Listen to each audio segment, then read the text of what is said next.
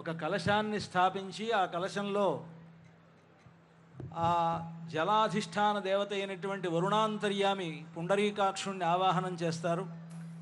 కలశ రక్షణ కోసమని సుదర్శనుణ్ణి ఆవాహనం చేసి ఆ కలశాన్ని షోడశోపచారములతో పూజ చేసిన తర్వాత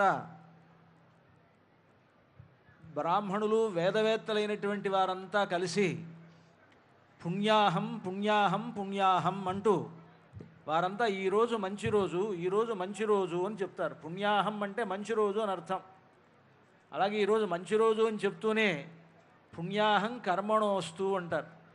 పుణ్యాహం కర్మణోస్తు అని అంటే ఈరోజు చేస్తున్నటువంటి తిరుకల్యాణ మహోత్సవము అనేటువంటి ఆ కర్మ ఉన్నదే దానికి ఈరోజు మంచి రోజు అని అంటారు. అలాగే స్వస్తి భవంతో బ్రువంతు, జరిగేటువంటి ఈ కార్యక్రమానికి మంగళం జరగాలి అంటూ మంగళాశాసనం చేస్తారు. వృద్ధిం భవంతో బ్రువంతు అంటూ ఈ కార్యక్రమం గొప్ప వృద్ధిగా ఉండి అందరికీ సుఖ సంపదలను కలుగజేయాలి అని ప్రార్థిస్తారు.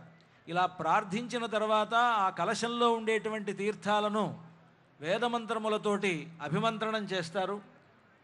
వాటిని ఆ తీర్థములను పవిత్రం చేసేటువంటి ఒక మంత్రములుగా వేదములు చెప్పాయి.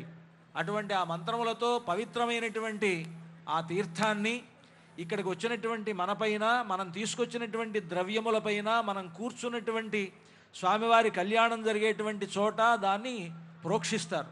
అలా ప్రోక్షించడం వలన స్థలశుద్ధి, ద్రవ్యశుద్ధి, ఆత్మనశుద్ధి అని ముందుగా మనం అందరం కూడా శుద్ధి కావాలి.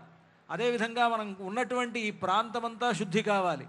దాంతోపాటుగా మనం తీసుకొచ్చినటువంటి ద్రవ్యములు శుద్ధి అయి భగవంతునికి కైంకర్య యోగ్యం కావాలి అనేటువంటి అభిప్రాయంతో ఈ విధంగా ఈ పుణ్యాహవాచన కార్యక్రమాన్ని అర్చక స్వాములు నిర్వహించడం జరిగింది. విశ్వక్సేన పూజ పుణ్యాహవాచనం కాగానే ఇప్పుడు ఈనాడు జరిగేటువంటి కళ్యాణోత్సవం, ఈ కళ్యాణ